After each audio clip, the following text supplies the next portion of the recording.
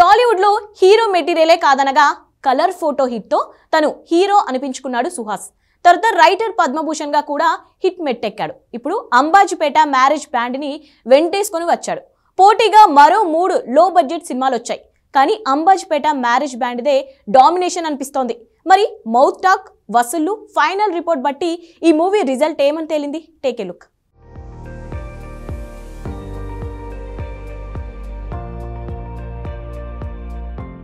Ambajipeta marriage బ్యాండ్తో Suhas and co దండెత్తారు.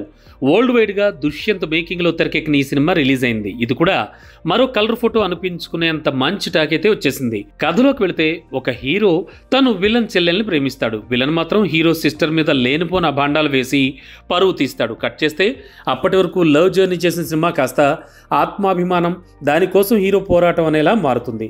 డబ్బుందన్న అహంకారం ఒక వ్యక్తిని విలన్గా మారిస్తే వాళ్ళని ఎదిరించే వ్యక్తి సామాన్యుడే అయినా తను హీరో అని ప్రూవ్ చేసేలా ఉంది అంబాజీపేట మ్యారేజ్ బ్యాండ్.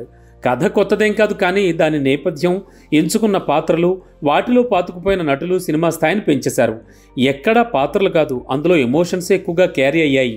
విచిత్రంగా ఇందులో హీరోకి సమానంగా హీరోయిన్ శరణ్య పర్ఫార్మెన్స్ ఆకట్టుకుంటోంది. మ్యూజిక్ మ్యాజిక్ చేసింది. కథ, కథనం, దాన్ని నెరేట్ చేసిన దుష్యంత్ పనితనం, మొత్తంగా అంబాజీపేట మ్యారేజ్ బ్యాండ్ అక్కడ కొడితే సౌండ్ బాక్స్ ఆఫీసులో వస్తోంది. లవ్ సీన్లు కాస్త బోరింగ్గా ఉన్న మిగతా కంటెంట్ కదిలిస్తోంది.